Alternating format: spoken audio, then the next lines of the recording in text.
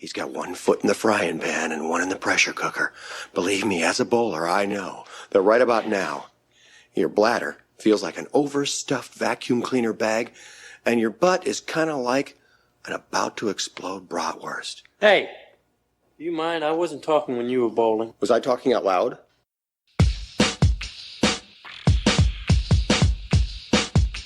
Welcome to Munsons at the Movies. My name is Kyle. I will once again be your host, joined by the rest of the Munsons. Want to give them a wide berth. He's what is called a born loser. A real Munson. And talk a little bit about what's going on in their worlds. We will start this time with James. Just getting pumped for the holiday season coming up here. I hosted Thanksgiving with my in-laws, and we survived through it, so I'm pumped to see if I can make it through the next one. We're just going to take it one holiday at a time. That's all you can do, one holiday at a time. Well, Case, you're up next. Tell us about how you're handling one holiday at a time. I mean, I've had holiday anxiety for 3 weeks now, but what I really wanted to talk about was this. I was listening to with an interview with director Sean Baker, who is promoting his new movie, Red Rocket. You guys know who Sean Baker is, right? Yeah, he did Florida Project. Florida Project, yep. Yeah. That guy, okay. Yeah, man, I'm thinking to myself, this dude's a blast, and he'd be so fun to sit around and talk about movies with, because he's telling stories about all sorts of stuff. And then one of the hosts asked him, like, hey, man, you know, you're really on top of the game in terms of independent movies. Would you ever want to do a big studio film? And he says, you know what franchise I'd like to work in? The Fast and the Furious. They're laughing about it, and he's like, come on, that would be great. You know, just make a fun movie with a ton of action and cool cars. Who wouldn't love that? Based on his work alone and that fact, he's probably in my Mount Rushmore of directors now. I love that guy. He's in. He's made some good movies, but it sounds like he's ready to make a poor career choice. Yep, but he's going to be in my Mount Rushmore. All right, well, Rigby, you're up. Tell us what's going on. Yeah, just enjoying the holidays, just like you guys are. Going back home to the sub-zero temperatures in December for Christmas time. Very excited for that.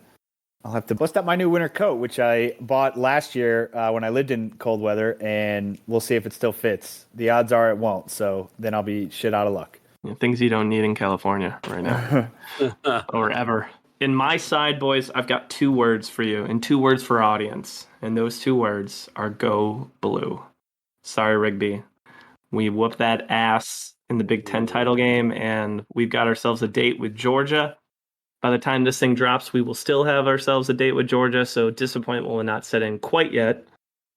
But I was at the game on Saturday and I was very excited. We don't get to experience this much in Jim Harbaugh, Michigan football land, so I'm going to enjoy it while I can. We'll see what happens. I thought you were going to tell us that we were finally sponsored by JetBlue or Blue Chews. That would be way cooler. I don't know, one or the other. Go blue. We had absolutely no business being in that game. So cheers to you. And Iowa embarrasses themselves on national television once again. Let's talk a little bit about our featured guest. Cam Sully's back with us. Woo! Welcome back, man. Thank you.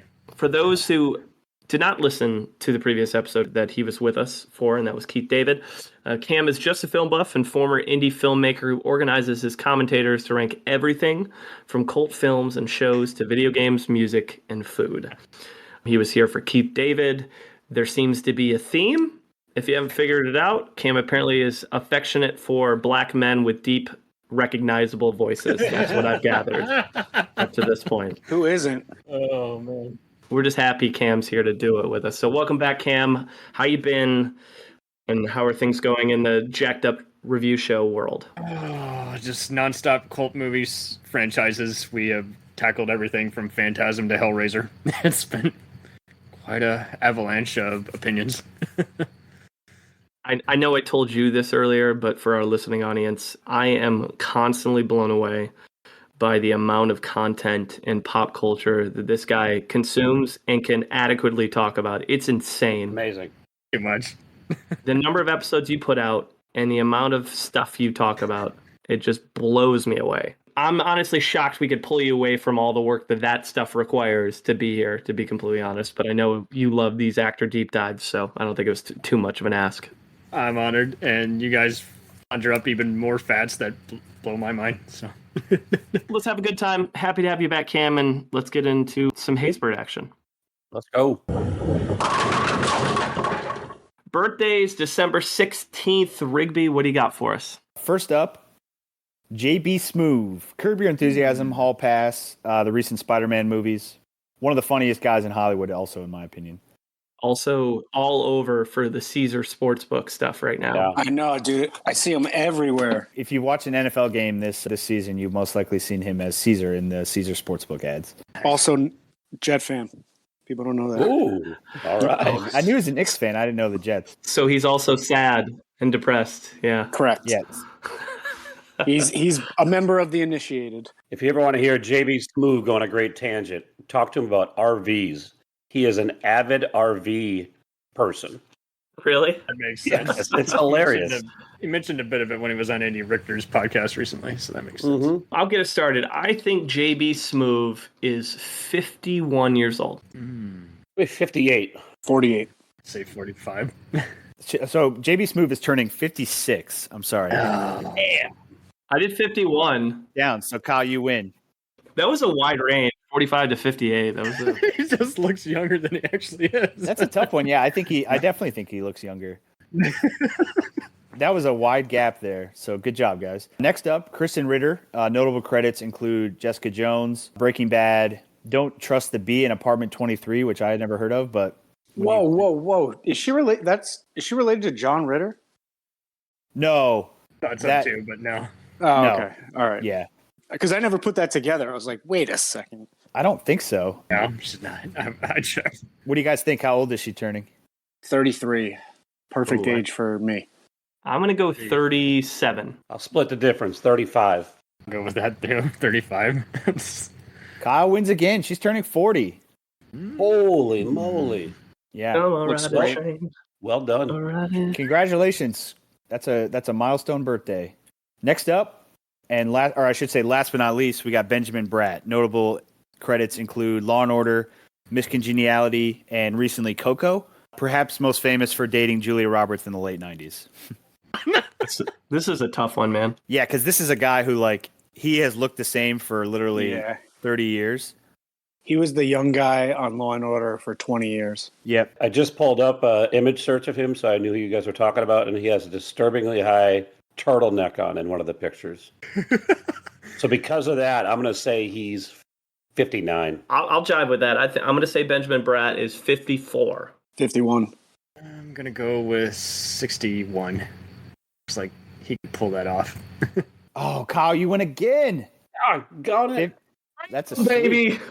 Kyle's cheating. He's turning 58. Went with the hat trick tonight. That is a hat trick. And none of them were on the dot. He just is a good guesser. Correct. Boys, I'm not a great guesser. You're all terrible guessers. I would agree with that. We're gonna find out how you can guess on this actor trivia one coming up. We'll see. Yeah, that's right. Well, you know how I'm going to guess. It's going to be some off-the-wall fucking random-ass answer. So, actors that we threw onto the wheel for this one, episode 51. We're coming off the high of episode 50 and going into the second half here. We had Mindy Sterling, Eric Bana, Alicia Silverstone, and Nick Frost. Based on our conversation, Nick Frost seemed to be the most popular one, and Eric Bana. But it doesn't matter, because the wheel selected Dennis Haysbert, and Cam decided to join us for Dennis Haysbert. And for Haysbert's career, many people know him as the Allstate guy, and we'll talk about that, but there's a lot more to it. But he's got just under 140 credits on his roster. It's scattered, so we've got 43 movies, 43 films, feature films, 9 TV movies, 16 recurring characters, 58 television spots over the years, which is a ton, 9 shorts, 3 video games. So much like some of the other performers we've covered, Dennis has done a variety of things in the entertainment world. We'll talk about at least a sampling of some of them. For those who are listening for the first time, you know, when you're dealing with somebody who's got 138 credits, you can't cover everything and keep it less than 7 hours. So we'll do our best to hit the highlights, talk about some things that stand out to us, performances we liked, performances we hated, and do our best to paint a picture of who Dennis Haysbert is as a human and a performer. But before we get into the nitty-gritty details, we always start with a little trivia from James and see if he can stump us, which he is very good at doing. For those of you who are new here, Cam, this does not include you. You are part of the initiated. You know how this goes. But for those of you who are new here, I'm going to read 3 facts. 2 of them are going to be true and about Dennis Haysbert. And one of them is not going to be true about Dennis Haysbert, but is in fact going to be true about one of the many members of the Fast and Furious franchise. Guys have to guess which one is the odd man out. So, fact number 1. In his high school yearbook, he mentioned one of his goals of having his face on the cover of Ebony and TV Guide, a goal which he later accomplished. Fact number 2. Played AA baseball for the California Angels until injuries forced him to retire at a young age and take up acting. Fact number 3. Decided to commit to becoming an actor after he told his brother it was his dream. His brother told him to follow that dream because tomorrow isn't promised, and his brother passed away the next day from cancer. Oh, wow. That took a somber twist. Holy moly. That's a Hallmark movie right there. I think that's actually the lie. Number 2, that's a fact about Sean Baker, who will one day hopefully direct a Fast and Furious movie. Our first director shout out. Huh? Great pull. I think 2 is the lie, and I think that's Tyrese Gibson. I think he was a AA baseball player one day. Oh, that's a good guess. Known athlete Tyrese Gibson. He could turn a double play, I heard. Athlete, rapper, subpar actor. He's a 3-tool player. Triple threat. Number 1 is totally the lie. I recall that being a Vin Diesel line, if I'm not mistaken. Just because I want to go 4-0, I think number 2 is also the lie. But I'm going to be half right, because that was definitely Noel Guglielmi, who is a Hispanic man who played some serious minor league baseball and played for the California Angels. OG, baby. Kyle, so it's funny you mentioned that because I was legitimately looking up Noel Guglielmi facts today. Were you? And he didn't make the cut, but that was a good guess. I am deep into my fact research at this point when it comes to Fast and the Furious. So what you might know him as Hector from 9 of his roles in his career, but yes. Yes, Noel Guglielmi was part of my research during this. The one that none of you guessed, because of probably its most somber tone, fact number 3 is true. So he knew he wanted to get into acting from the time he was 10, and he would do certain things to motivate himself, but there was really no catalyst for it. And he had an older brother who died of cancer, and when he happened to be with him the day before, and his older brother asked him, so, like, what do you want to do with your life? He said, I want to be an actor. He's like, well, where do you want to do it? Can you do it from where we are? And he's like, no, not really. He's like, well, then why don't you just go do that somewhere else where you could be successful? Because tomorrow's not promised. And Haysbert said, I'll always remember that because his brother legitimately passed away the next day. So it was a catalyst to him as his brother's last words to him to motivate him to get into acting, which is pretty cool last words to receive from someone, especially in such a dire situation. Wow. Fact number 1 is true. As I mentioned, he wanted to get motivated himself from a young age. So in his high school yearbook, he mentioned his goals of being on the cover of Ebony and TV Guide as life goals. And he's from California, San Mateo. And he actually achieved both of those. And so that was something he motivated himself to do. And he now is a firm believer, similar to what we had mentioned with Jim Carrey in the last episode, is kind of visualizing what you want and the power of positive thinking and that becoming what happens to you in your life. And so he totally believes in that. And while he was quite an athlete, fact number 2 is not about him. So he was a pretty good athlete, and he got a couple of athletic scholarships, not to play baseball, but to play football. But he did play baseball, and we'll cover that more in Major League about his actual athletic ability. But fact number 2 is in 1973, a torn shoulder muscle forced a young actor by the name of Kurt Russell to retire from baseball despite hitting .563 at the time. What?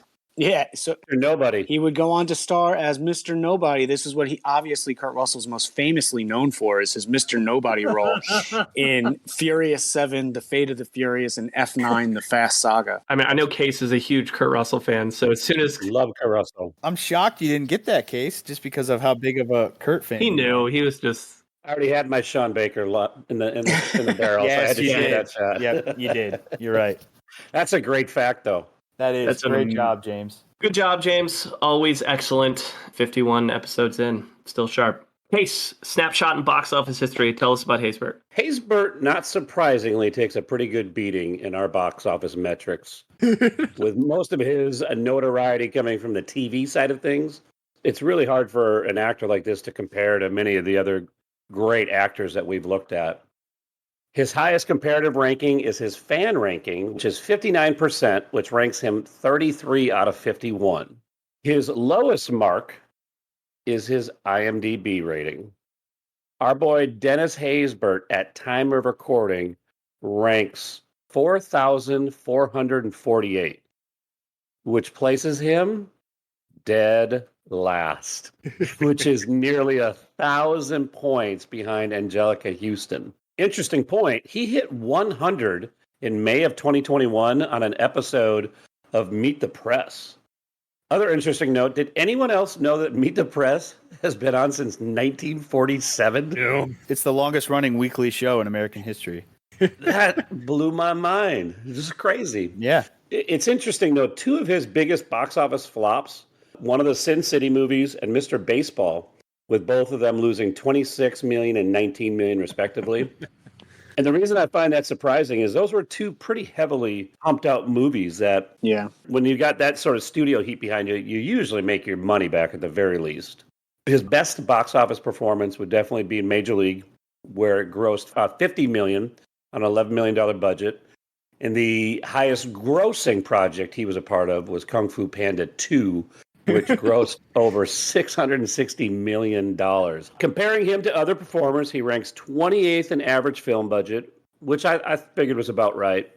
Dead last in Star Meter, 41st and 33rd, respectively, in critic rank and fan ranks, and 45th and 49th in two different box office measurements. If you add up all those numbers and compare him to other performers, he comes in, don't worry, David Spade, Haysbert comes in 50th of 51, leaving David Spade as the lowest in our box office ranks.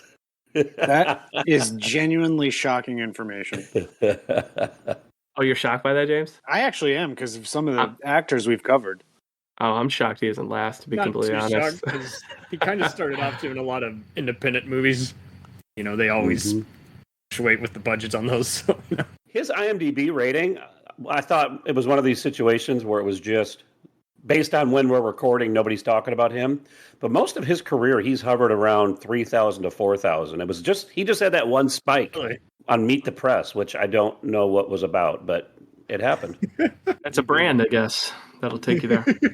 You can never account for the Meet the Press bump. You know, it's just that's what the kids are watching these days. You should send that research to the Meet the Press publicist team and let them know, like, you need to sell this. This is what we do. Man, he's going to have two bumps in his career, and I'm flattered that one of them will be Munsons at the movies. That's right, baby. And the other one will be Meet the Press. You know, for every Jim Carrey, we get a Dennis Haysbert, which doesn't have a lot of fanfare, and we give a guy that's not getting the spotlight a little bit of spotlight. So that's the beauty of this. Let's do it, man. And I'm always interested in how the box office average compares to the Munson Meter at the end of the day. So we're starting off with 50th. We'll see where we land by the time we get to the end of the episode. Before we get into the first major role, the early days of Dennis Haysbert. So first major role is 81. Before that, as Jameson mentioned, California born. He's got 8 siblings, so he comes from a big family.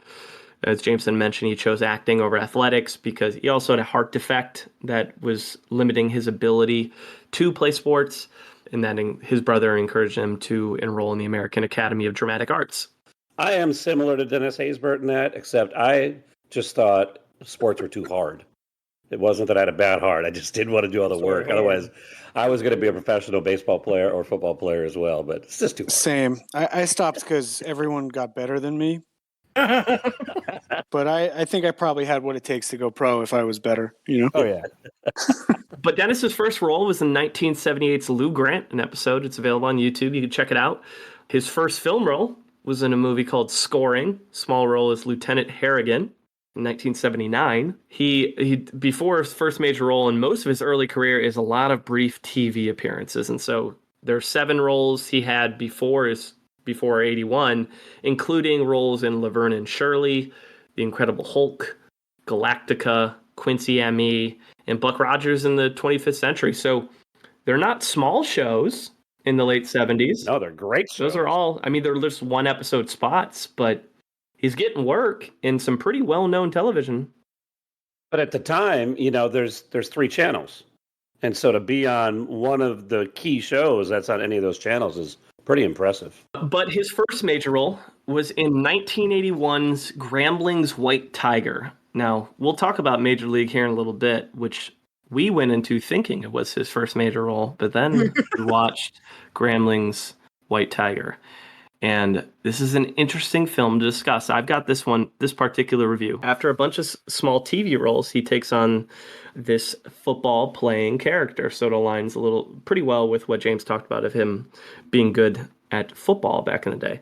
The premise of the movie is a young, I put in air quotes, a young white quarterback goes to Grambling State, an HBCU, historically black college, to compete for the starting job. He encounters all the difficulties you would expect from the black players outside of a few friendlies, including the coach, played by Harry Belafonte. Ever heard of him? Yeah. No big deal, right? Big name. The current quarterback, played by Dennis Haysbert, and someone nicknamed Tank, who is played by LeVar Burton, who is the least predictable person you ever put into a role who plays a football player. Wait, LeVar Burton's playing a character whose nickname is Tank? Yes, it is hilarious. Was he reading to people in between takes? The friendliest man on earth was Tank. Yes. They do a pretty good job of hiding how short he is most of the film until there's a scene where he's walking with the quarterback who is played by Caitlyn Jenner, at the time Bruce Jenner, and the difference in height is stark.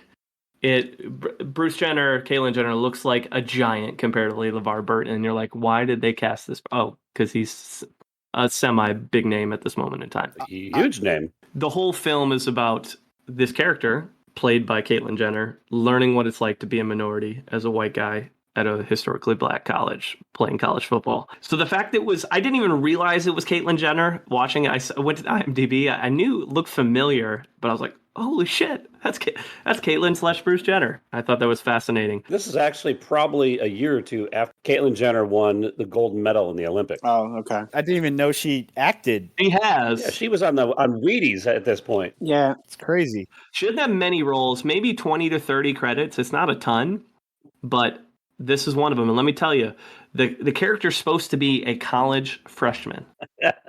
Caitlyn Jenner's 31 at the age of filming. Caitlyn does not look like a college freshman at all. Could have been late to, going in later in life. Yeah, I guess. Served in the military, came back on the GI Bill, I appreciate the non-traditional student approach you're taking, but that's not the case in this movie. Let's be honest. But Dennis Haysbert plays a college senior, and he's at the time, I think, 27, 20. No, he's 25. So it's a little bit more of a better cast and a better fit. But Haysbert shows some fire as the quarterback, man. I was actually kind of impressed. He's a supporting character in the movie, but he has several speeches that he gives to the team, like very substantive, full of fire, pretty competent speeches, motivating to the team, which were impressive to me. He's tall and lanky as hell. He's not a scrambling quarterback. I would not liken him to a Lamar Jackson. He is. They show him scrambling. It is ugly to watch. 100%. Not a speed guy? Not a speed guy. He's more of a pocket passer, tall, lanky bastard. It makes sense because in actual football, that was his best sport that he received scholarship offers for. He was a defensive end because he's a big guy. Yeah, I can see that. And in baseball, he pitched again because he's a big guy. And so, straight line speed was not necessarily his athletic calling. And I'll tell you, they showed him throwing the ball multiple times. He has a terrible arm. Not good really? at all. Caitlyn Jenner, great arm from what I could see. Lefty, had a little bit of a cannon. Won the decathlon. Yeah, that's probably Olympic athlete. Tremendous arm. Yeah. It made sense, even though the age gap was off for a college freshman. Looked like had some talent, so I believe that. But this, honestly, is some of the better acting I've seen from Dennis Haysbert. Oh, man. Haysbert. It's weird to say that, but he does a pretty good job in the role of being this college senior who's motivating the guys and putting some fire and passion into his speeches. That was Kind of impressed. You notice this movie used to have like a 5 out of 10 on IMDb, and now it's got like a 2 out of 10. It's like a 2 or a 3. I don't think it's a 2 or a 3. I'll throw that out there. With Caitlin in it, so we're just gonna rate it down. Yeah, it's like a 4 or 5, right? It's not great, but I think it's a decent TV movie. I've seen much worse. But let me ask this question to you guys. Based on what I've told you, and question isn't for Cam because he's seen it. Based on what I told you, what would you expect to happen at the end of this story? A lot of personal growth. You know, the senior has kind of admitted that he didn't know the right of way, and he's embraced the freshman who's also learned that maybe he's not the hotshot he thought he was. Rudy gets a tackle at the end of the game. Great defensive end move. Gets his 2 plays. The coach dies of a heart attack, and Dennis Haysbert takes over play calling responsibilities. Simon Birch hits a foul ball and kills his mom. It's like a combo of Simon Birch and Varsity Blues is what I'm hearing. No, it's exactly what you expect. He starts dating black women, and that creates tensions, right, with her family and with the rest of a lot of the players. There's one older member who hates him and gives him a hard time, and his friendlies help him navigate through that. Yeah, and one player blames them losing on Caitlyn Jenner, even though Caitlyn never sees the field until their final game. But every time they lose, it's because this white person's on the team. So that's Grambling's White Tiger. It's available on Tubi at this moment of recording. I can't say it'll be there forever for our listening audience. It's not a great movie, and it's short. It's like an hour and 20. You know, it's not a long movie. So that's Grambling's White Tiger. I looked it up. LeVar Burton is 5'7", Caitlyn Jenner is 6'2". Yep. They look like a giant comparatively to LeVar in that one scene. There you go. Now you all know about that. Everybody wins. Everybody wins, including our listening audience. Thank you for that, Kyle. You're welcome. I'm glad I could do that for you. Now Rigby knows Caitlyn Jenner had a semi-flourishing acting career. Look at that. I'm telling you learn something new every day on this show. That's the beauty of this show, right? Like, I'd never heard of Grambling's White Tiger before, and now I could say at least I've heard of it. I've not seen it, but it is interesting to learn these things. All right, so the next review is in 94. So over the next 11 years or so, we're going to hit some of the major highlights. Number one, over the next couple of years, he's in 20-plus shows. So some of those shows, the A-Team, Magnum P.I., Growing Pains. He played a variety of characters on that over 3 episodes. The Young and the Restless, The Facts of Life. 4 of those 5 titles have some of the best intro music of all time. Not The Young and the Restless, but all the other ones. I was about to say, you really love that Young and the Restless. That's so... He's picking TV shows at this point based on theme songs. Yeah, I mean, he's not getting a ton of feature films, but my man is busy on the TV side. Cam, that's like 27 shows just in the early part of his career. Any of those that really stood out to you? Some stuff you've seen that he was exceptional in? Glossed over Buck Rogers. I thought he was pretty cool in his numerous guest spots there. I unfortunately never got a chance to see Facts of Life, but I think of all these that we probably have seen most, some of us might have seen Crime Story and definitely the A-Team episode where he's the guard. Love it. And there's a lot more we didn't even mention, too, just like smaller TV shows over the years. Yeah, you just can't. It's like digging into a Trejo background there. There's just too much to cover. But the first role that most people know him from, and potentially his best role, we'll debate that here in a little bit, is his role as Pedro Cerrano in Major League in 1989, a movie we covered on the Rene Russo episode. His character is so quotable and so memorable from this movie. Anybody of a certain age, you walk into the room and go, "Hey, bartender, Jobu needs a refill." They will know exactly who you're talking about, even though it's not his quote, but it's to him. His character in that movie is so memorable and so fun. One of my favorite one-liners from it is when, I guess, ignorant to his culture, which is funny because his religion in the movie is voodoo, so it's not a very popular religion, but is the old wily veteran pitcher who goes in there and is like, "Well, you ever hear about Jesus Christ?" And he's like, "Seems like a nice guy. I like Jesus Christ, but he doesn't help with me hitting a curveball." And the guy responds, goes, "You don't think Jesus Christ could hit a curveball?" It was a great line. Pedro Cerrano, to me, aside from probably Rick Vaughn, Pedro Cerrano is my favorite character in the movie. Yeah. Just the wackiness, the whole voodoo stuff is so funny. The fact that he walks around like the locker room and just like this black, with like his perfectly toned ass just hanging out, like it's so funny. My favorite line in the movie after the rewatch is very bad to take Jobu's rum. Very bad.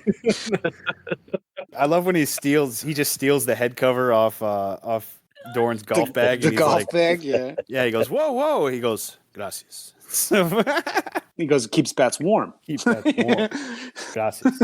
Something important to point out about this role is this is one of the few roles that he has where it's not a massive speaking role for him, where he's relying on his voice and his, he's got an iconic voice, and for him just to have comedic timing and have to act out this character, I think is pretty important. And I wish he'd had more roles like this in his career. It's one of the few I saw him with an accent in all the stuff he's done. Yeah. I watched a lot of his stuff, and normally it's pretty straightforward, deep voice. This one, he's rocking that accent. It looked like it's just a ton of fun to play that character. Was it a good accent? I don't know, but I loved it. Probably not, but that's okay. The most interesting thing I read is that he talked in interviews when he talks about the character in the movie, he said the only two people there who were actually good at baseball were him and Charlie Sheen. Yeah. And he said Tom Berenger was by far like the worst baseball player of the bunch. And pretty much every home run he hit on screen was a legitimate home run that he hit. So he can hit bombs. Berenger's got bad knees, man. And you can't spend that much time in the Mexican minors and come out tip-top shape. So you don't need your catcher, your old wily veteran catcher, to be that athletic. He just needs to call a good game out there. That's right. So Major League, that's a big one. A year later, he's in Navy SEALs. He plays a character named Graham alongside Charlie Sheen and Bill Paxton. Spoiler alert, he dies. It's by the director of Cujo. Oh, is it really? Yeah, I watched it. I was not a big fan of this movie. I get why it was made, and I understand it's a Charlie Sheen vehicle. Bill Paxton does not have a big role at all. It hurts my soul. And it just feels like Orion was just trying to capitalize. It's like, hey, our last movie with Charlie Sheen was Platoon. Our last movie with Michael Biehn was The Terminator. Let's do that again. But the plot, don't worry about it. Yeah, I wasn't a huge fan of this one.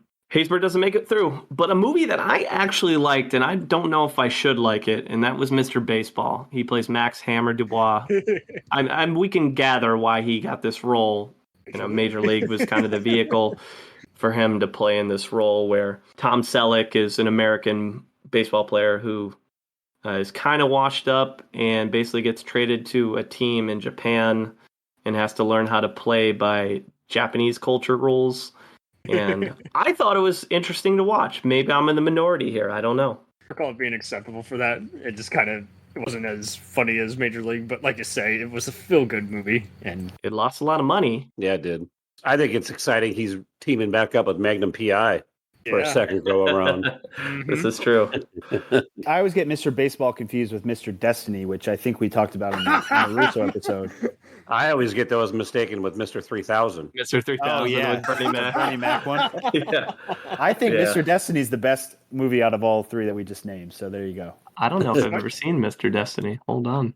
We talked about that in the Russo episode because she plays Jim Belushi's love interest. Oh, that's right. Haysbert plays the other American ball player on the team who's helping Tom Selleck acclimate and basically keeps him in check the whole time from being too much of an asshole for his new Japanese manager and Japanese team. And, Selleck teaches the boys how to have some fun. They all learn from each other. Again, good lessons to learn about culture, I guess. Sometimes there's some pretty racist things in that movie too, so I can't say that with the too much. From the early '90s, there has to be. It was no way, right? It was required. Yeah, it's part of the deal. 92, he's in Love Field as a character named Paul, alongside Michelle Pfeiffer, in a story about a woman that's so obsessed with the death of JFK that she decides to go on a road trip and runs into a very mysterious Dennis Haysbert, who's transporting a young girl secretly. Mm-hmm. And they're on the run from law enforcement. Are you sure that movie's not about QAnon? Oh, God. Could be. That hits on every point you just mentioned. Sounds like a QAnon conspiracy. Yeah, 100%. Starting with the JFK conspiracy. Yep. 100%. He's not playing an incel assassination guy. He's dead. No. He does say where we go one, we go all, which is odd, but he does say that. For those of you that didn't see Love Field, or for people listening that want to know, like, what's a good underrated Haysbert role, I think this is one of them. Yeah, I'd agree. I think it's a decent movie, and I think it's one of his better acting performances. I think this is kind of where he just starts choosing roles where it's like there's some historical subtext to it, and he's starting to make an important story. And his character's got an aura of mystery to it, which I think is different for him too. Yeah, that I think that's what made the plot semi interesting to watch, at least. And Michelle Pfeiffer's a pretty class actress, so she's going to usually put in a good performance for you no matter what. It's paced a little bit slower than I'd like, and it is a little bit flat. I think it gains relevance as time goes on because of, like Cam was saying, because it does deal with such an interesting period in American history. And it is definitely worth a watch, but just don't be ready for a 24 level paced crime drama.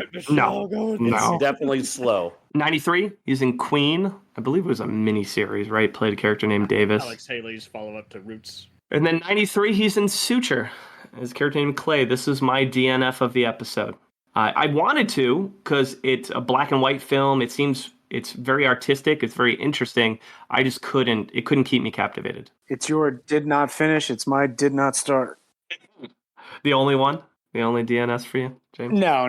That'd be a lie. I know. I figured. It was a did not finish in the box office. $900,000 budget, which sounds about right based on what you're saying. It's an indie project. And it pulled in $103,000 world gross. Oof. It lost almost $800,000. You add that together, it's $1 million. Yeah. I had never heard of this movie, and I Googled it, and I had also never heard of anybody in it but Dennis Haysbert. So yeah. I meant to see it for a while because it was one of the movies Steven Soderbergh had produced. Oh, interesting. It is kind of a like it or hate it Kubrickian. I like to call this if Stanley Kubrick made The Manchurian Candidate. Oh, interesting. If you don't like those guys, you like this one. See, that's why I bring Cam on. He knows all these just odd, weird connections. Like, they're so cool. I'm so impressed. It just blows me away, man. But speaking of blowing us away, we're on pins and needles waiting to hear about lowest critic score. Every 5 episodes, generally speaking, a guest gets stuck with lowest critic score unless we trade out with them, which we will do sometimes.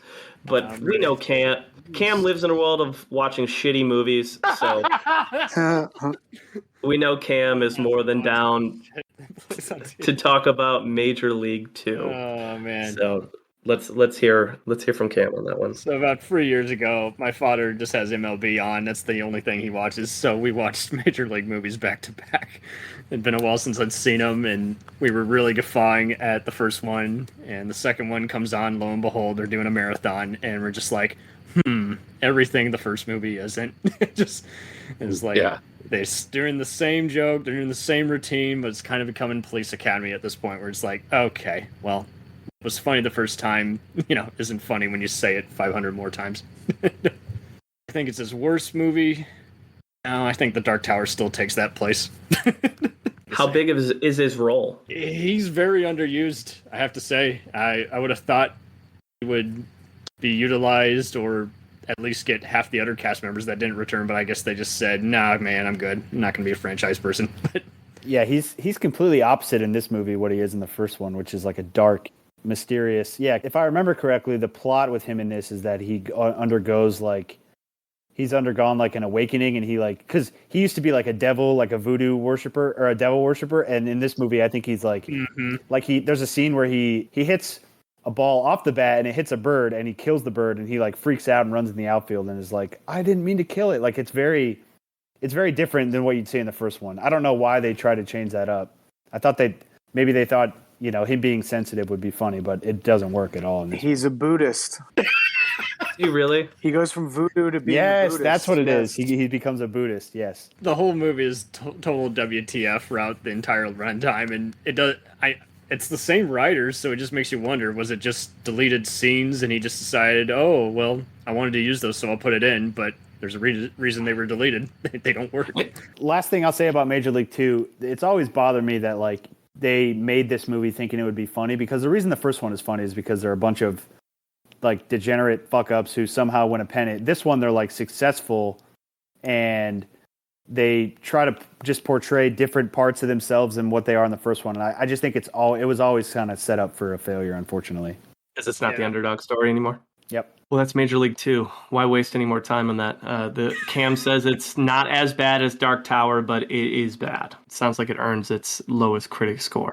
That's a good tease for the Dark Tower review we're going to have here in a little while. I don't think there'll be much of a review, but we're going to flip it. So we went from really bad, we're going to go to really good in 95's Heat, where he plays character Donald. I feel confident saying Heat's a damn good movie. And he's good in it. Yeah, and his character, even though it's a small side character, is probably like the most heartbreaking side plot of the story.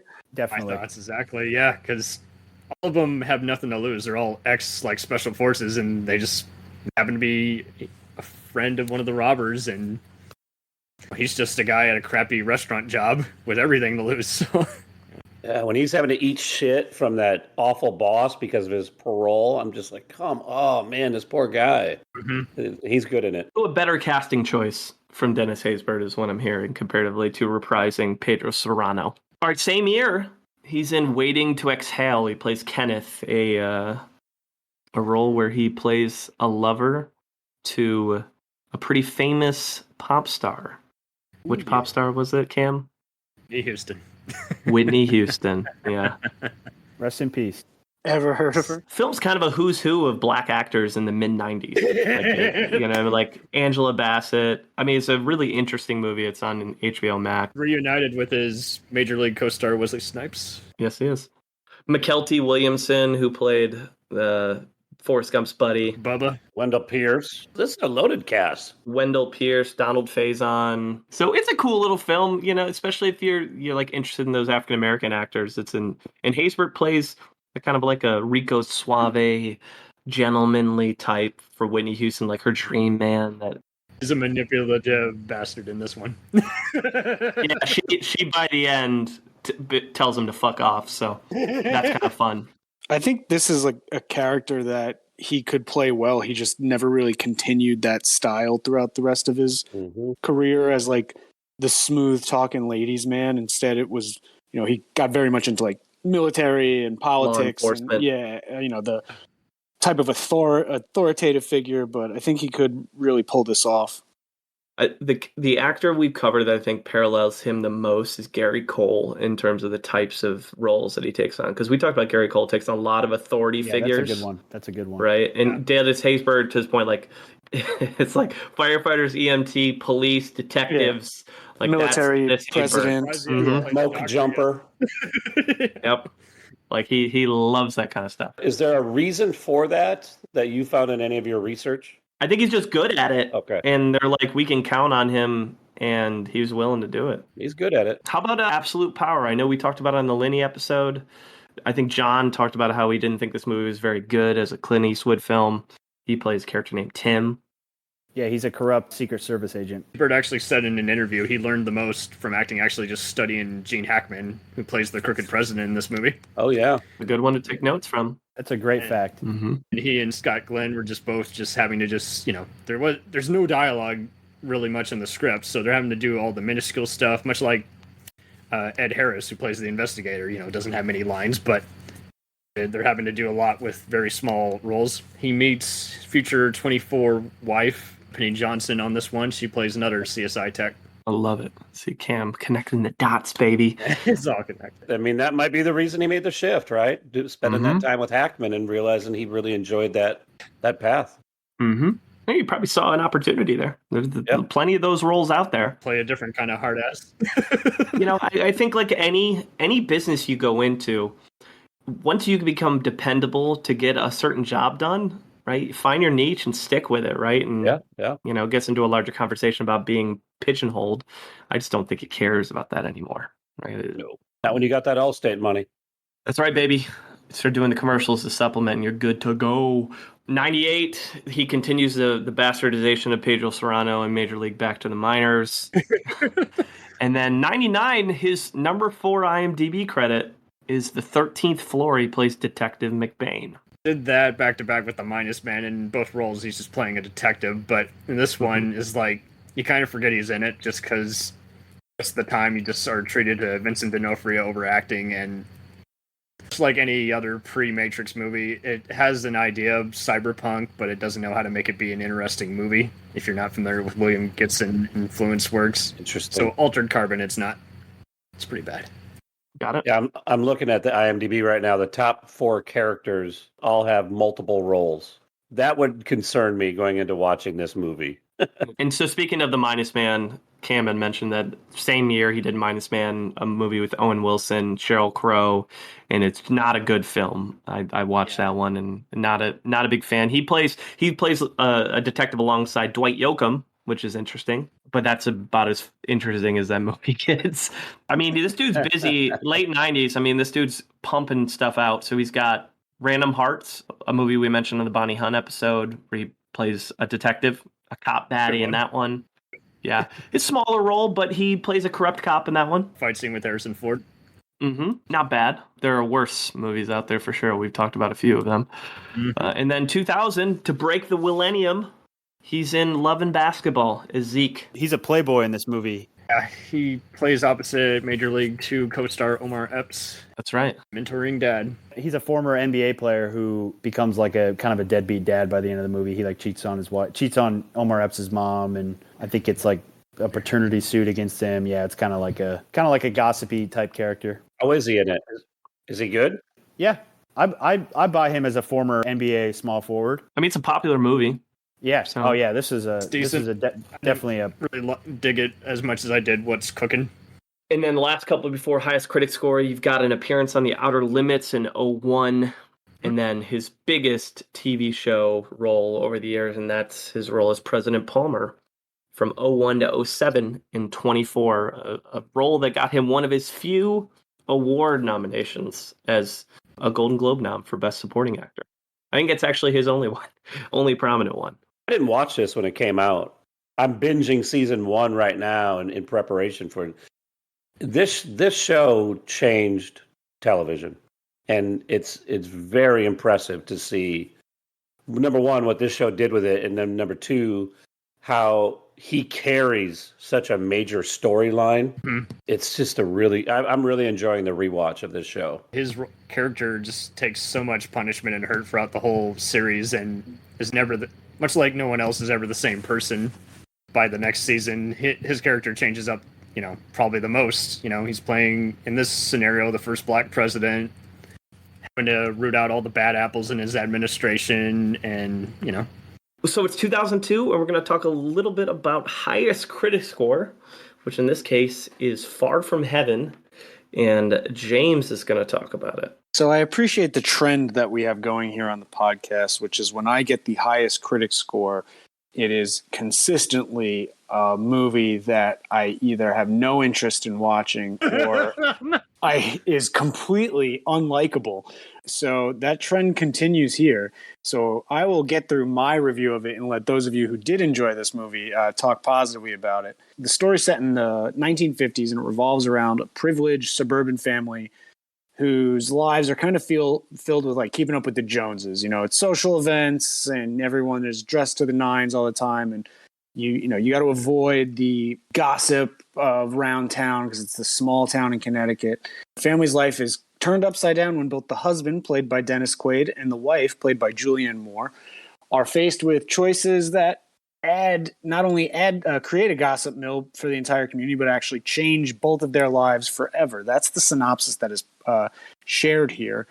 Haysbert he plays the couple's gardener, and he is taking over for his father's business, and he ends up developing a relationship with Julianne Moore that starts off as a friendship and grows into kind of like a romantic courtship. Again, it's through the eyes of the 1950s. So Dennis Quaid's character, spoiler, is dealing with the fact that he's gay. Julianne Moore is kind of coping with that in a time in which no one really understood what homosexuality was. And so it was looked at as something that was treatable with, going to therapists. And on top of that, they have a pretty shitty marriage regardless. And she is developing kind of like a friendship with Dennis Haysbert, but he obviously is black. And at this time, even him talking to her led to gossip and rumor mills. So you can see where the story is going. My issue with this, before that, let me say the positives. One positive, it's beautifully shot. I think every day is a perfect fall day. The colors on the screens pop, like 1950s outfits. Everything there is just like super vibrant. It's really beautiful to watch. And I think the three main actors in this, with Quaid, Julianne Moore, and Haysbert, I think they do a good job with what they're asked to do. The problem I have is that what they're asked to do is so unengaging. And it was, I almost didn't finish this movie. I had to text the group chat and be like, dude, I got 50 minutes left and I don't know if I'm going to make it through this thing. It felt like I was watching a play. Like the whole music plays throughout the entire movie, and it's like orchestra music. So it's like builds up suspense. So, this is a serious moment. And then all of a sudden, this is a romantic moment because they have a clarinet playing, and it just wasn't, it felt lifeless. It felt like it was trying to be like, hey, remember the 50s? This is how a movie would look like in the 50s, even though it's 2004. The children actors in this movie are so bad that I refuse to accept that kids ever talked like that for real. Like, it's Dennis Quaid comes home from work and his kid is like, oh, shucks, Pa, you got some time to go throw the baseball with my dad? And he's like, no, son, go do your work. He's like, oh, Pa, okay. I'm like, dude, this is not how people interacted with each other. I just refuse to accept that at any point that was American life. I think it's what we imagined American life to be. But more likely he was like, hey, Dad, want to throw baseball? And the dad was drunk and was like, shut the fuck up, leave me alone. That's probably what happened, more realistic. But I just found it so unengaging and so lifeless that like moments that were supposed to be heartfelt, I started laughing, and it was just too much for me. So I have no interest in watching it. I thought Haysbert did fine with what he was asked to do. A lot of the characters are one note, and so his character isn't, which I enjoy. Julianne Moore, who I think is one of the best actresses in the game. Yes. I think she did a great job portraying this 50s housewife who has to pretend everything's okay all the time. But the way she is speaking, it's like I was watching a movie about movies from a different time, and it's just so uninteresting to me. So I will let those of you who I know did enjoy it speak positively on it. Yeah, so I watched this movie in a contemporary cinema class my sophomore year of college. Because it's an homage to, and correct me if I'm wrong, Cam, I feel like you would know this. It's an homage to a movie with Rock Hudson in the 50s called All That Heaven Will Allow, I believe. I think so, yeah. Very similar plot line to this, and they're obviously the title, playing with the title Far From Heaven is a wink and a nod to that. But I like how it sort of, as you mentioned, James, sort of the angst around that period with like the homosexuality and the interracial, extramarital affair. That's obviously like, that was, I felt like the movie did a good job of capturing sort of the viewpoints of how people felt back then and the reaction and, how they tried to do stuff behind closed doors. And I found that to be very effective. I could see why you think it's slow and boring and uninteresting, but I think from just appreciating the old Hollywood standpoint and liking how it's a good throwback to that, I enjoyed it. I learned a lot about the concept of pastiche researching this movie, of like just what. Huh? So if you read all the reviews, because it's got like an 84 Metascore, it's extremely high. Yeah. I was blown away by the amount of people who not only liked this movie, loved this movie. A supremely intelligent pastiche. Like there's like 4 different ones that say pastiche. A movie for hardcore film geeks and regular folk alike. A stunning and stunningly improbable fusion of postmodern pastiche and old school Hollywood melodrama. So like that word just keeps popping up over and over again, and it speaks to Rigby's comment about being an homage to the 50s. And so I think I didn't love it. Like I gave it like a 6 or a 7 because I recognize the production that went into it. But I think it's more of a style thing that if you're not down with the style, you're just not going to love the approach, even though there's good acting in it. Yeah, this guy's done. I mean, every single movie I feel like that Todd Haynes has done has some sort of, like he did that Bob Dylan movie with like the 5 characters played Bob Dylan in that. I'm Still Here, I think is what it's called. Yeah. He did a weird movie called Safe with Julianne Moore from the mid '90s. That's just bizarre. He's definitely a unique guy for sure. Dark Waters was really good. I like Dark Waters. Dark Waters was awesome. That's a great movie. Big fan. So James, did you notice that this movie is on what's his face? Steven Schneider's 1001 movies you must see before you die list? Oh wow. No, but it is one of those movies that makes me realize how disconnected sometimes like film critics and film Twitter can be from actually enjoying movies, where it's like a movie about movies. It's like, oh, I will fucking jerk myself off to this homage to a different time. It's like, like, are you enjoying this movie? It's like, oh no, I'm not enjoying this at all. But look, it's just like so-and-so did 40 years ago. This one Wall Street Journal critic by the name of Joe Morgenstern, I will say, What a name. as I was watching this movie with my wife, like we're both just looking at each other like, what the like, is this on purpose? What's going on? And so mid movie watching, as we're talking about potentially turning it off, I look up some of the reviews and all of them are glowingly positive. And the first negative one I come to is this guy from the Wall Street Journal. And he described it perfectly. So the actors move about this elaborate movie museum in a modified dream state, as if living in the present while rooted in the past. And I was like, yep, that nails it. He goes, but the strategy doesn't work. It's just an imitation of lifelessness. And I was like, all right, cool. So I'm not the only one You found a friendly. You did. Yeah, I was like, I'm not the only person who watched this movie and was like, what the hell is going on? Like, we're talking about prejudices of homosexuality and women, and racism, and women not allowing themselves to even have thoughts about sexual feelings or having to repress those thoughts. And there's no weight to like any of this. It's just like, wow, these are heavy topics, and it's like, oh, but Dennis Quaid moved in with his boyfriend. They seem to be doing all right. They're going to get a divorce. It's like, dude, like, what is going on here? Dude. Oh, man. So, James, I found an interesting breakdown, and I wonder if you can offer some insight to it. On IMDb, it breaks down the ratings. There's 45,000 votes.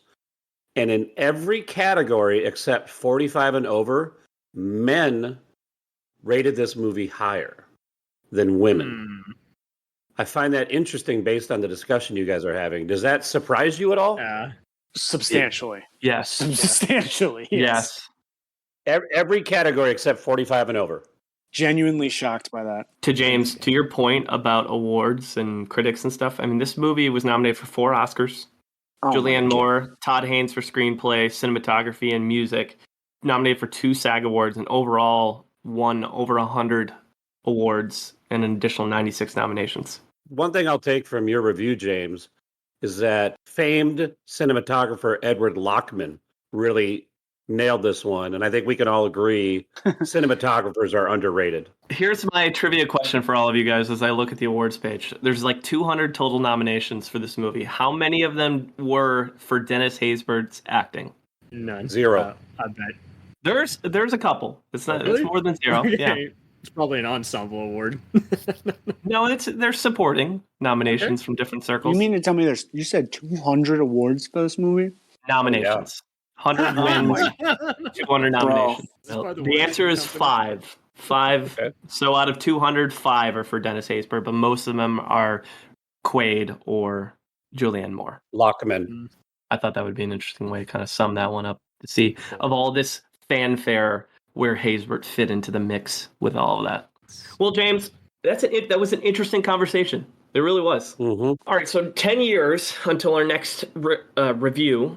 The big one there to start with, in 2003, he starts his almost 20-year run as one of the voices for Allstate, doing all the commercials, which legendary. Good hands. It's legendary. Everybody knows his voice because of the Allstate commercials. Yep, I think we can safely say that is what he's known most for these days. It started off as the president in 24, but it is 100% now Allstate. Like, when if you go to our last pod, I was like, I don't know who Dennis Haysbert is. And you're like, oh yeah, you do. And then I look him up, I was like, oh, the Allstate guy. Like the immediate thing that popped up. Yeah, the guy you see every 15 minutes on an NFL Sunday commercial break, right? every Big Ten network commercial is Dennis Haysbert. And we're saying this complimentary. We're not even saying taking shit on the guy. Not ironic. It's legendary that how great he is. It's put his voice up in like towards the Keith David echelon of like iconic voices because it's so deep, so it resonates, and you pick it out. When I say everybody, I think most people who watch television would know that voice. Oh yeah. Totally. May not know his name, but know the voice. Because of the Allstate commercials, Haysbert doesn't get name dropped, but gets referenced and essentially dissed in a Kanye West song. In the song. I can't read the lyric. So the song is All Day. That's the name of it. It's All Day. And I can't read the lyric because every line of All Day ends with the N word. But Kanye calls him a fake Denzel, essentially. Oh, well, at least, he's at least on Kanye's radar. Yes. Agent warned him that one day they might think you're a fake Denzel if you do these commercials. I'll be honest, any comparison to Denzel, I would take as a compliment. And You could tell me I'm a trash Denzel. I'd be like, well, thank you. Yes, 100%. It's unfair to compare anyone to Denzel at that level. You're comparing to one of the greats, so it's... But you're saying I'm like Denzel. That's what I mean. You are. Slightly. Okay. I'm in the same ballpark. That's right. Next couple of years, Sinbad, Legend of the Seven Seas, animated film. He plays a character named Kale. One of his few video game roles. He's in Call of Duty Finest Hour. He narrates that. He's in an episode of Empire in 2005. He's in the movie Jarhead as Major Lincoln, another one of those, law enforcement authority figures. He played Nelson Mandela in Goodbye Bafana in 2007. It was a reasonable role, but kind of like some of the other roles we've talked about, it's not the most notable movie on Nelson Mandela, but it is cool to see his take on it. I noticed on his resume he mentions that he's trained in like stick fighting and martial arts, and he gets to do that in a key scene in the movie with Joseph Fiennes. So putting it to work, baby. Isn't Nelson Mandela a little bit more passive of a person than Haysbert usually portrays? How does Haysbert play him in this? He plays him still pretty reserved, but like throughout the portrayal, do I think it's the best portrayal compared to say Idris Elba or Danny Glover or Morgan Freeman? No, but still pretty reasonable. Damn, and he gets to share that honor of playing Nelson Mandela in a movie. So that's cool. 2007, a movie we talked about on the Lenny episode, Breach, one we like. I know Rigby and I like. Played Dean. I think it's an FBI agent, right? Yep. Another straight-laced law enforcement officer in this one. Arrest the bad dude. Yeah, that's it. That's a description you could put under his career. Arrest the bad dude. Arrest Chris Cooper. Most of them, yeah. And Chris Cooper's Russian spy self in that one. And then he makes a Broadway appearance in 2010's Race as Henry Brown, or in the Henry Brown is the play, I believe. So a little bit of stage work. He's not born of the stage, but dabbled with it for a moment. Based on all the episodes we've done now, I always find it really impressive when film actors get into stage versus stage actors who get into film. I think the stage into film seems to translate a little bit easier and more naturally, where it's really difficult, it seems, for film actors to get into stage. So it's impressive that he took a swing at that.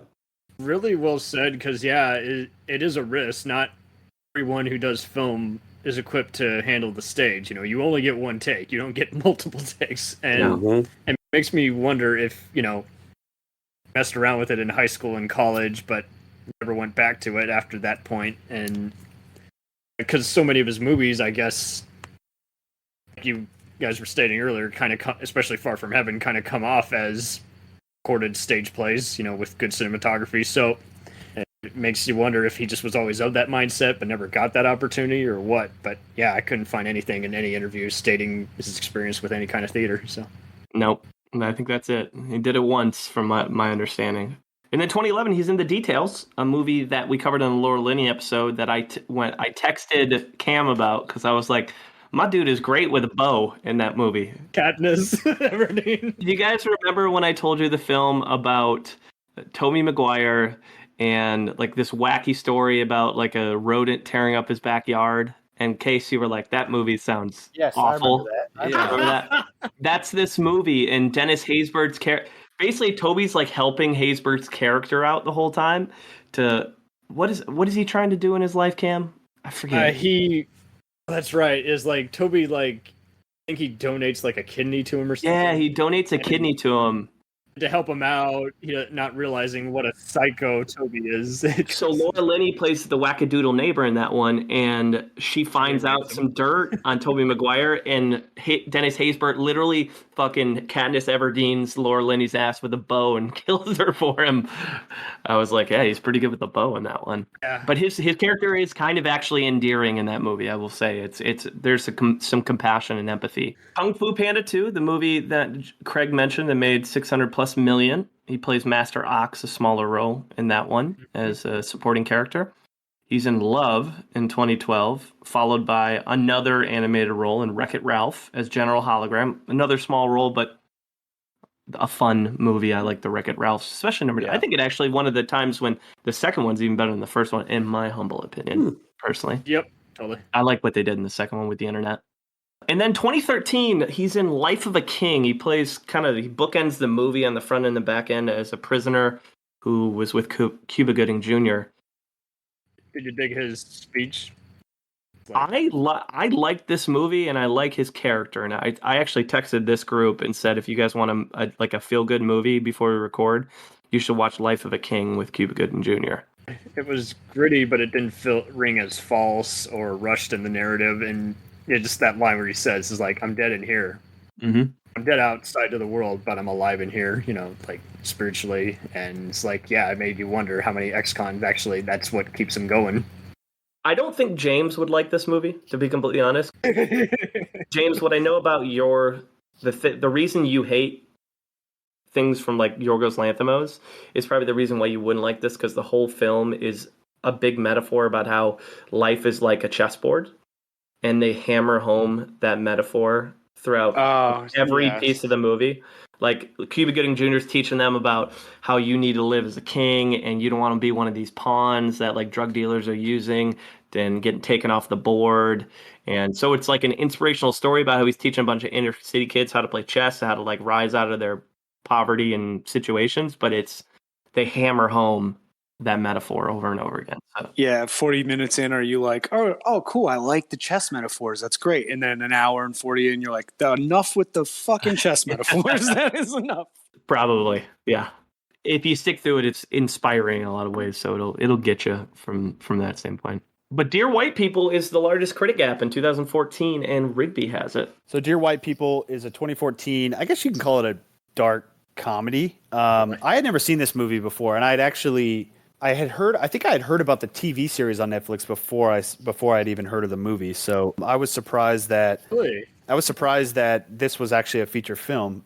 Dennis Haysbert plays Dean Fairbanks at a fictional Ivy League college called Winchester University.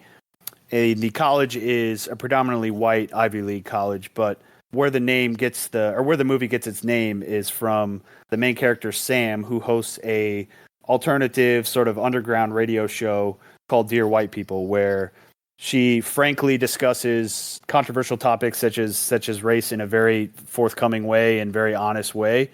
The show itself is controversial, and it kind of divides the campus. And where Dean Fairbanks comes in is he's like a no nonsense dean in helping and trying to get the show reined in. There's a famous scene where he calls in Sam to his office and he says, "Your show is racist," and Sam then explains why black people can't be racist and gives like a history lesson.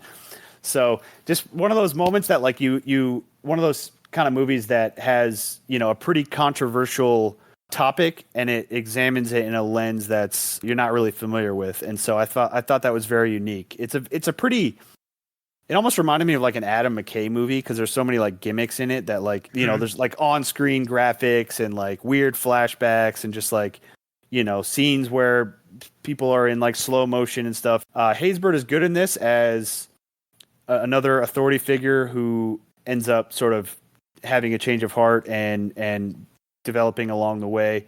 But yeah, he's a small role. His son plays the bigger role in this. His son is a famous or an up and coming political. I think he's running for like, I want to say it's like college president in this movie or something like that. Yeah. So he's got political ambitions, and Dennis Haysbert has to balance his job with supporting with his son in the movie. So yeah, I mean, is this movie as good as the critics gave it? I probably wouldn't say so. I didn't hate it. I actually Didn't mind sitting down to watch all of this, but not as good as I think. I think on Metacritic it's like in the 70s, I want to say, and I think that's a little too high.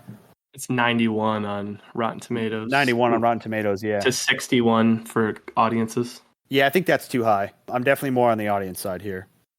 I really like Tessa Thompson. I didn't realize she played the main role in that. She's great. Yeah, she is awesome. She's really such a fit for that role. Absolutely. Mm-hmm. Absolutely.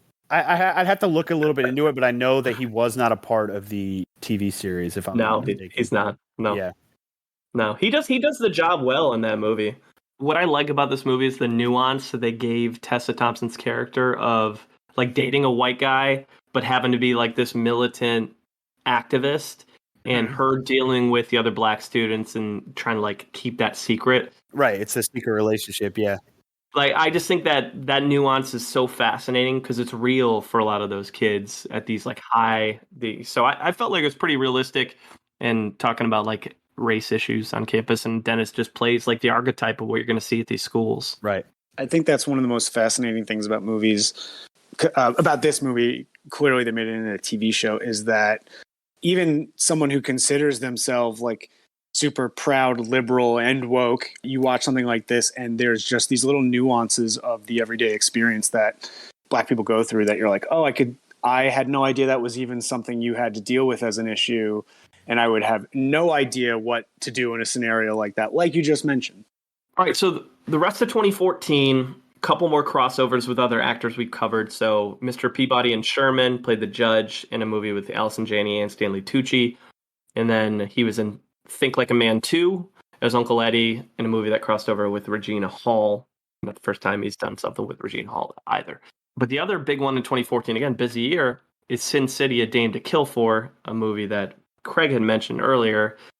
From my understanding, he played a role that was originally Michael Clark Duncan, right? In the first Sin City. Yeah. He passed, right? Correct me if I'm wrong. He passed, Correct. And so he took over the role for him. You are correct. That's interesting. I didn't know that. I will say his character is pretty underused because, to be fair, the character itself in the last movie was underused. I do think he did kind of have an idea. He had big shoes to fill, and so he's just as if anything, he tries to be a little more intimidating, but not as in your face as Duncan. But he's still just trying to be an intimidating, violent bodyguard role. Yeah, underutilizes 100%. I would agree with that. I mean, I forgot JGL's in this movie. Like, it doesn't even really ring with me, but he plays a pretty major role in this one. 2015, I will confidently say I think this is the best Dennis Haysbert movie I watched the whole time, and that was Experimenter. He plays Ossie, a character who looks like Don King in the movie, but it's a story about Stanley Milgram, the famous psychologist who is the exact reason internal review boards exist in the world of psychology because of his obedience experiment. Isn't he playing Ozzie Davis in a scene with a guy playing William Shatner and playing a movie? Yeah. Experiment? Right. So Yeah. like next to the guy, he's the dude playing the dude playing the dude. There's a lot going on there. There's a lot of layers there. He's not big in it, but the movie itself is pretty solid. So is this the second time he's played a real life person? The first being Nelson Mandela? Yeah, there are probably a few more in there, maybe. I don't know. Pedro Cerrano played for the Indians. Right. Ted 2, he has a really funny scene as the fertility doctor where Ted's girlfriend's talking about, he's telling them that she can't have kids. And you guys remember, they show like the x-ray of her womb, and it's like a normal womb, and then hers is just like scattered with like white and darkness. She goes, that's normal, right? You've seen that all the time. He goes, never. I've never seen that. Right. And Ted's like, come on, honey. It's like, it's going to be okay. He goes, no, it's not. It's not going to be okay. That's funny. One of the few funny roles from him that I've seen. So he's really leaning into the kind of the serious hard ass role in a comedy for the first time. Yes, like the dry straight man. I wish he did this more because it's like a 30-second scene. It's hilarious, but he just doesn't do it much. This and Baby Baby Baby he did back to back, and it seems like at this phase he's in Adam West mode where he's saying something, straight faced and yet still just being very playful. Good call. 2016 makes an appearance on Brooklyn Nine-Nine. Great show. 2017, the Bomberoo that Cam talked about earlier, Dark Tower, alongside Idris Elba. Did he play Idris's dad, right, in that movie, I believe? I don't remember. Fuck it. We're not going to talk about it anymore. He plays Ed Harris's manager in Kodachrome, a movie that's on Netflix that I rewatched and really enjoy. Jason Sudeikis, Lizzie Olsen. Again, he's not the main reason it's a decent movie, but Ed Harris is so fucking good in this movie. So if you're an Ed Harris fan, I think it's a must watch. And then finally, Naked. James's favorite movie from our Regina Hall episode. He plays Reginald. Yeah, when I saw this like as something he was in, I was like, I watched this whole movie and I do not remember who this man was in this movie because this movie's terrible. Yeah. I didn't go back and watch it, but because I was already tortured enough once to watch it for the Regina Hall. I didn't either. But I'm assuming, if I remember correctly, he is Regina Hall's dad. Yeah. Correct. Yep. Yes, and yeah, there you go. All right, last review is largest audience gap. It is 2019's Playing with Fire, a John Cena special. And And at least he wasn't invisible. no, he's got a funny character. Case will talk about it. Well, let's just start out by identifying that this is not a plot-driven movie. If you're Please, tuning God. into this movie, trying to put it in a kind of an Oscar bait criteria, you're going to be wildly disappointed. That being said, Playing with Fire is a 2019 family comedy. I will say that I'm going to unfairly critique this movie because I'm a huge fan of Keegan-Michael Key and Judy Greer. I'm a big fan of John Cena and John Leguizamo. So when that's the primary cast of a movie, it's an easy watch for me, and I like it. It's the easiest way to describe that. The basics of this movie are this. John Cena plays a character named Jake Carson, who is the commanding officer of a remote California group of smoke jumpers, not firefighters, smoke jumpers. Cena is an ambitious smoke jumper who wants to climb the ladder and ultimately be the division commander. The ladder of smoke jumping. Yes. Yeah, there you go. Pun intended, right? The division commander is currently played by Commander Richards. He doesn't have a first name. It's Commander Richards. And that is Dennis Haysbert's character. And he has announced he's retiring. And he's going to be evaluating Carson and his crew to see if John Cena's and his group would be a good replacement when Commander Richards retires. The firehouse is turned upside down when they're responsible for the welfare and safety of 3 children when they're rescued from a cabin fire early in the movie. Needless to say, hijinks ensues when the children, with their reckless and adorable ways, threaten to ruin John Cena's opportunity to impress Haysbert when he comes to evaluate the superintendent and his crew. The movie, frankly, it's an easy and delightful watch. Everyone delivers what you think they would deliver based on past performances. Haysbert doesn't have a massive amount of lines and scenes in this movie. You know, with his iconic voice and standard badass stoic character, he nails what he's asked to do, and he helps the movie forward, and he doesn't look out of place, and he doesn't do anything to hurt the movie. And like everybody else, he just kind of delivers what you'd expect him to do. So I found it was an easy movie to watch. It was fun to watch, and that's all I'll share. And I'll leave it up to you guys to fill in the gaps if anything I missed. The scene with Dennis Haysbert where he's like working out and doing his like fight prep.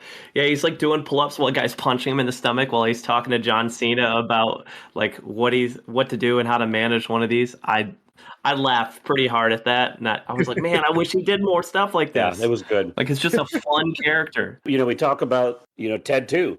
He's that serious, hard-ass character, leaning into the straight man role. And he delivers on this in a bigger helping. Chase, looking at the gap, audience 77, critics 24, where do you fall? Oh, audience, without a doubt. I'd probably be closer to a 70. I would definitely rank this a lot higher than a 24. See what you did there? A 24. Oh, there you go. It's like 23 of the last episode. Now we're just on to 24. Damn. You convinced me with that review.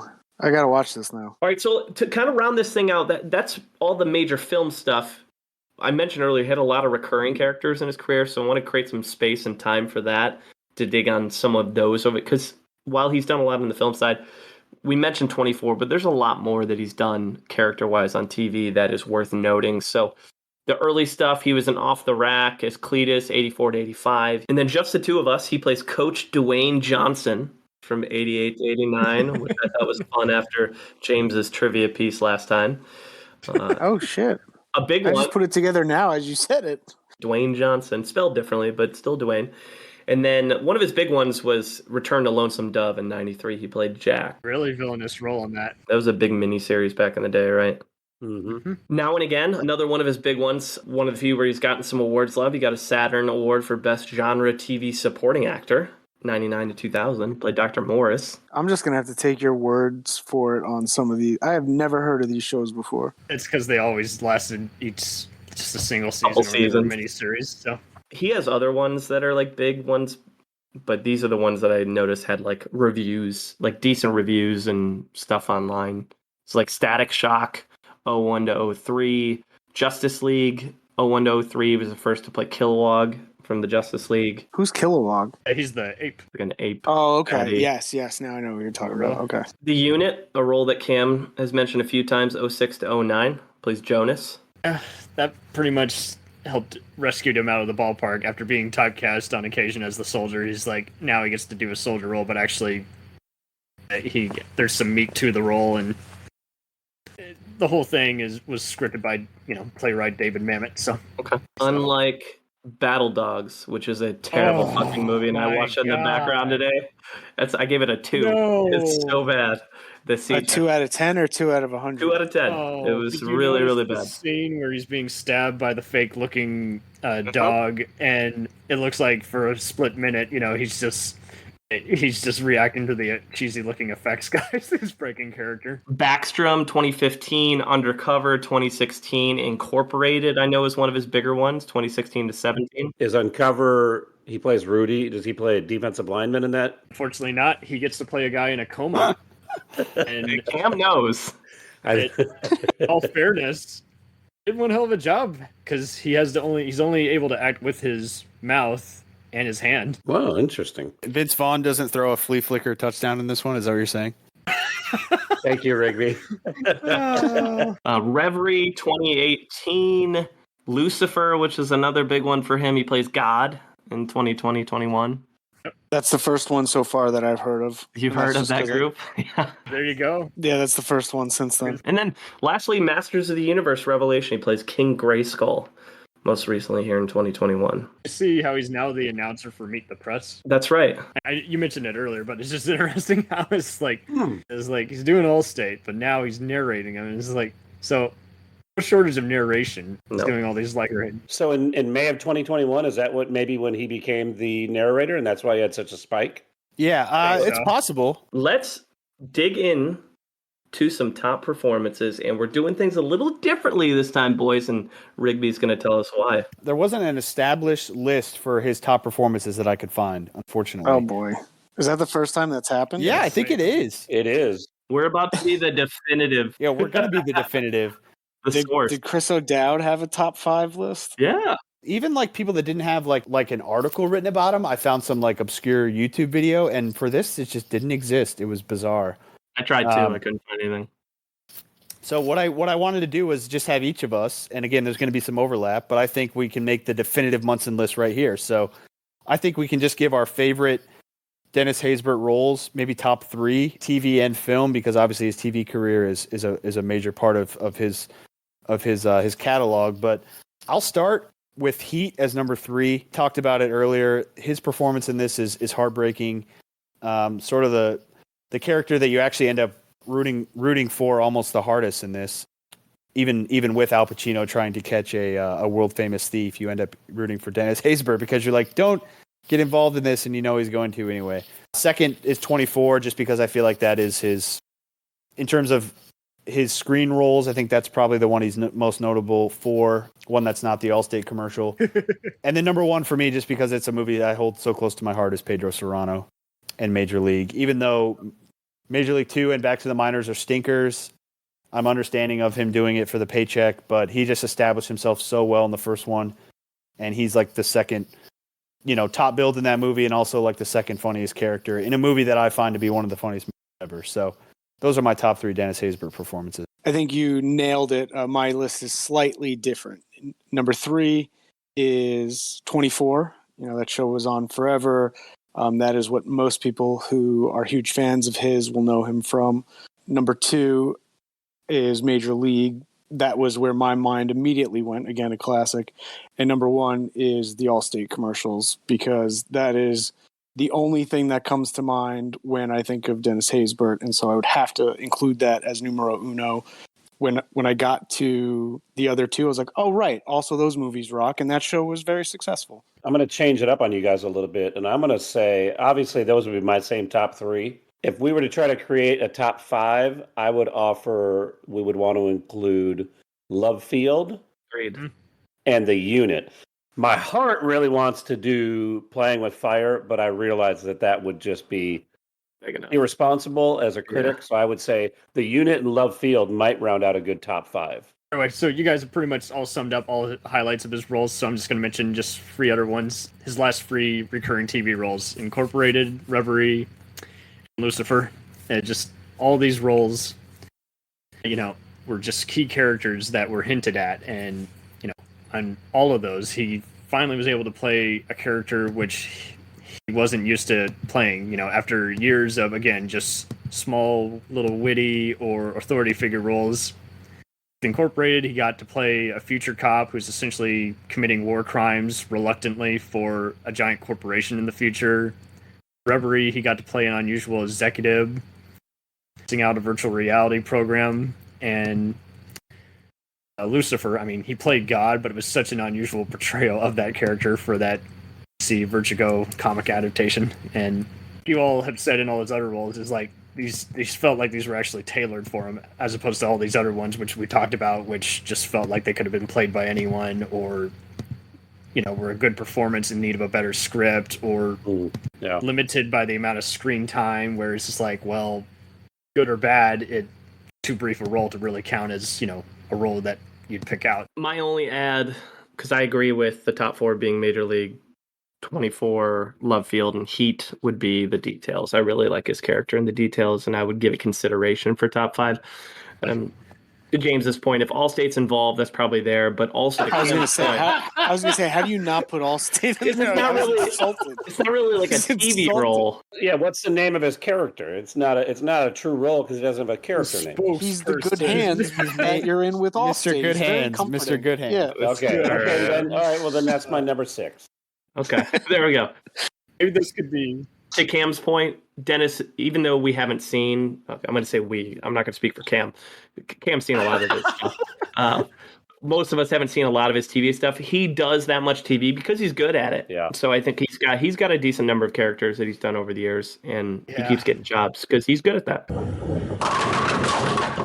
All right, well, let's get into the Munson Meter. What we do here in Munson Meter is we score every actor on a scale of 0 to 100 based on a variety of factors. Those factors can include longevity, project choice, pop culture impact, acting range, their awards footprint, any other talents, personal life, comedic chops, box office success or lack thereof, and anything else that matters to us as Munsons. So this time we will start with Case. I'm always heavily slanted because of the box office metrics. I do realize that as a prejudice that I have. Here's a couple of points that I think about with Haysbert. Number one, he's been in the game a long time, and late in his career even, he continues to get important roles like Cam was just talking about. He's getting like massive amounts, like in The Unit, he was in over 60 episodes. In Lucifer, he's playing God. That's a pretty important role in the Lucifer story, right? He's got an iconic voice. Here's where it starts to get a little bit choppy, though. He's either hasn't taken on or he maybe hasn't been given a wide range of roles. And that's just something that I don't know and we don't know. But nonetheless, when we have to compare him to other actors, you have to take that into consideration. And then finally, we've alluded to it. His awards footprint is pretty limited. He hasn't had a lot of recognition for that, despite, I think, turning in some pretty impressive roles. With all of those things into consideration, I'm going to give him a 66. Cool. All right, next is James. When it comes to name recognition, it is not there. And what I find interesting, though, is when it comes to pop culture impact, it is kind of there, just not without the name. Like Kanye mentions him as the Allstate guy, and I was like, yeah, I agree. That's the Allstate guy. And you see him and you're like, oh yeah, and then you remember of the other roles you know him from, but he has had that cultural impact. Originally it was as the president of 24, and I think how long that show went on and how successful it is. I will give him a ton of credit for that.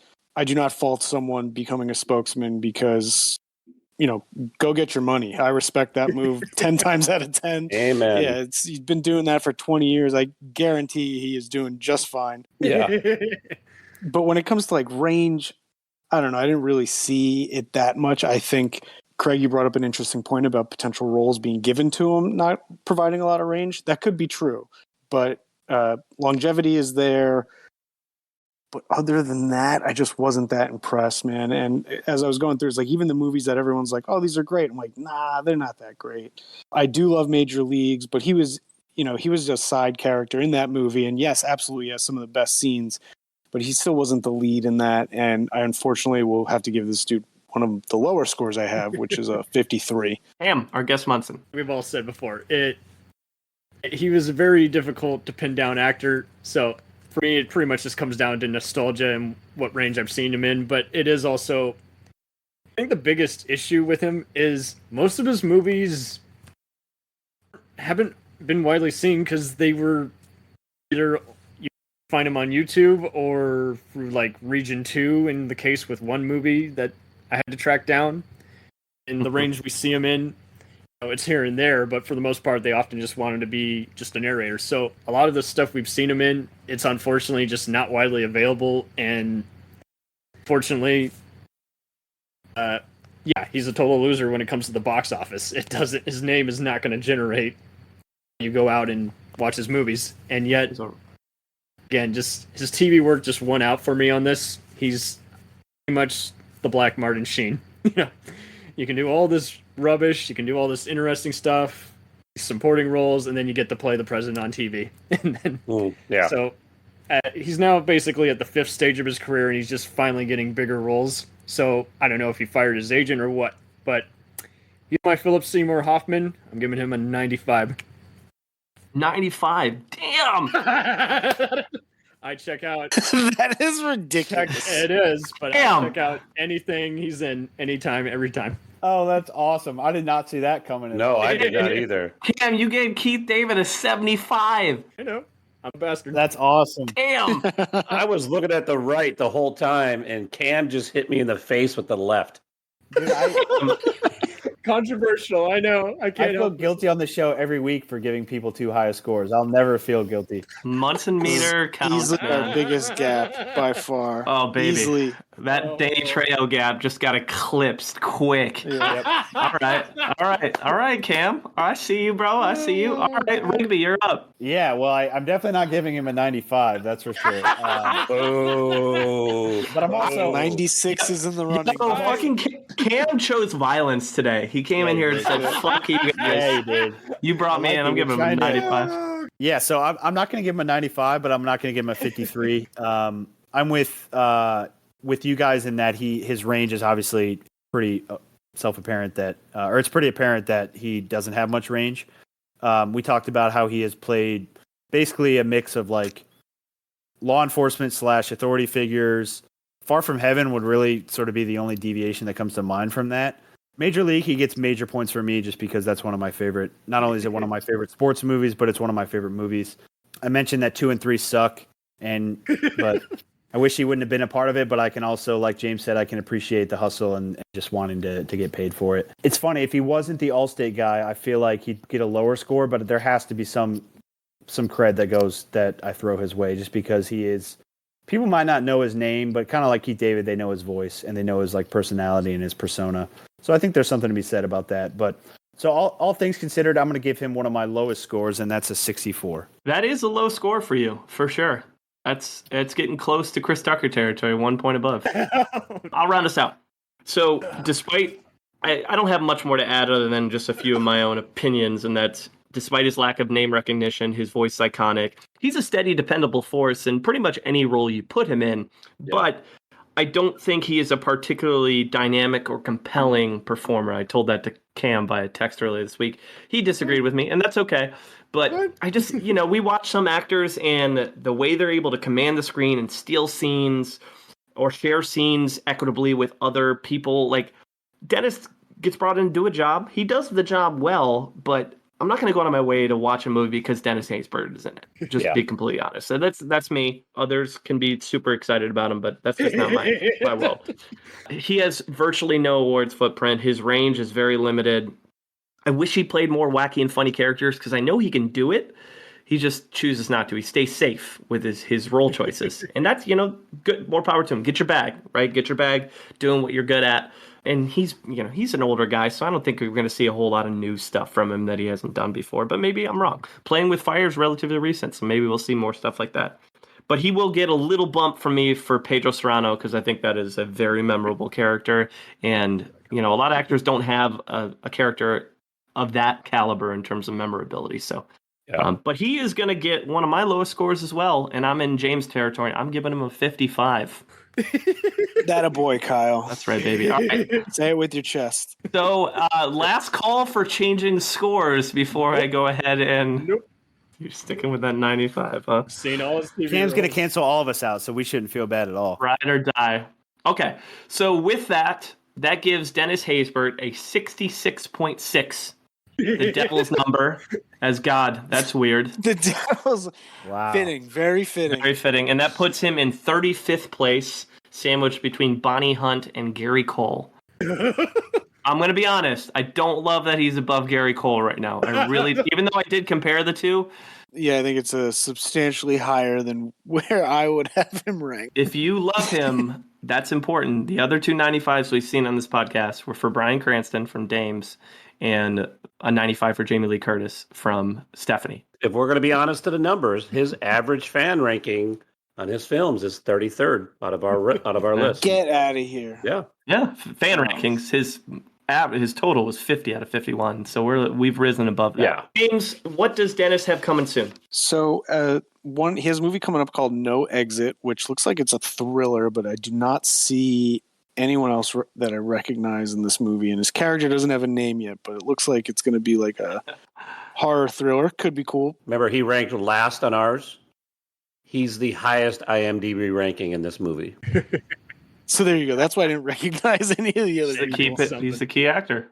Top of the call sheet. Silent Retreat, which is, again, doesn't look like it has too much information. What I wanted to get to is this last one, which sounds awesome. It's called Flamin' Hot, which is the story of Richard Montanez, the Frito-Lay janitor who channeled his Mexican-American heritage and upbringing to turn Flamin' Hot Cheetos into an iconic snack that disrupted the food industry and became a global pop culture phenomenon.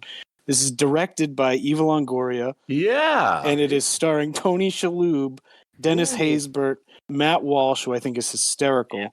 All right, well, he's got a couple things, so we'll see. We'll see what Dennis brings. See if he steps out of his comfort zone a little bit. TBD, that last one does sound really interesting. It sounds fascinating. I will watch that for sure. At best, it'll be like The Details. At worst, it'll be more forgettable than the Netflix movie he was in, Secret Obsession. There you go. All right, so 5 actors for consideration on our next episode, which will land December 30th. It's going to bring back Sam Phillips, who was here before to talk about Dakota Fanning, who gave a scathing review of The Cat in the Hat. Ooh, Sam's coming back. All right. Warren's buddy. Yeah. Wait, Sam did The Cat in the Hat? Yes. Yeah, dude. You don't remember that? That was like one of the most epic reviews. Dude, Yeah. I can't believe It was like review. 12 minutes long. We had to we couldn't keep it all in. For the next episode, we're going to cover one of these 5 actors. So it's either Sid Haig, Steve Martin, Catherine Keener, Val Kilmer, or Luis Guzman. What do we like? What do we dislike from that list? I think the one that would be the most odd, like the most unique compared to the other ones, would be Sid Haig, who I only know mostly from Rob Zombie movies. Rest in peace. Recently passed, I believe. That TJ Hooker episode. I'd love to do Steve Martin. I think that goes that's without the being best said. one. Catherine Keener would be a ton of fun, just so we can watch like 40-Year-Old Virgin. And I mean, she's in a lot of stuff, but that's She's the in a first lot one of that stuff. comes A to lot mind. of stuff. Luis Guzman is like every immature comedy from the 2000s. But also like in some talk bangers, about like Waiting.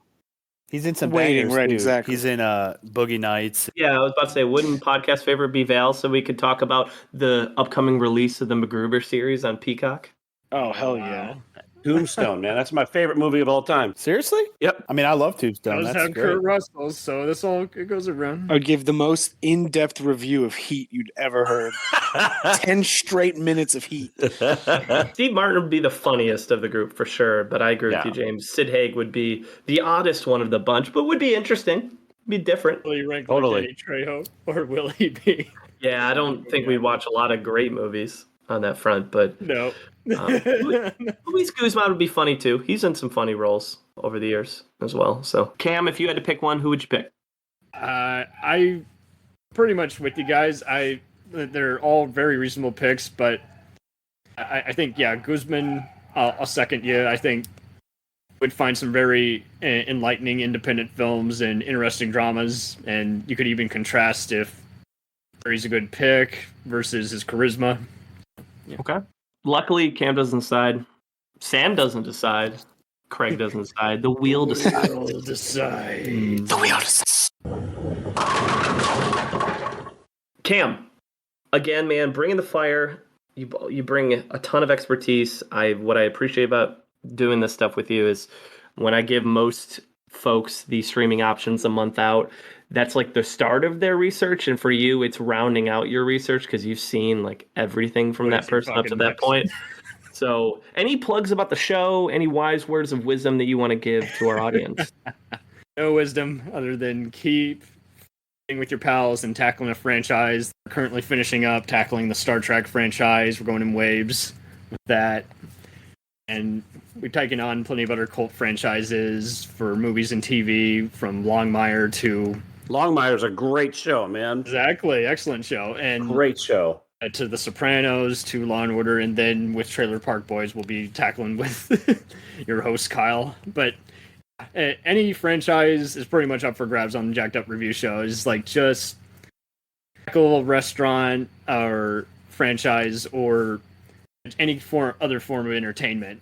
Well, Cam, we'll make sure we share links to the show, and we know you guys do a lot of really cool stuff over there, and it's impressive how much content you put out. So Not as cool as you guys. Oh, what a guy. Yeah, man, it was a blast. Cam, thanks for joining us, dude. Oh, thank you. This was a fun ranking because it was just very unpredictable. It's like and this is the fun of the show because tackling the cult appeal versus the range versus the resume. So, Absolutely. All right, so as we round things out, you can find us on Twitter, Munsons at Movies. You can find us on Instagram, Munsons at the Movies. You can email us, munsonsatthemovies@gmail.com. Any final thoughts from Dennis Haysbert? By casting me aside so quickly, you effectively lowered those standards. And that was a profound mistake. It was not, however, a mistake you're likely to make again. Munsons out. All right, let's go. Thank you for the education, gentlemen. We've just received a PhD in stupidity. Doctor, shall we?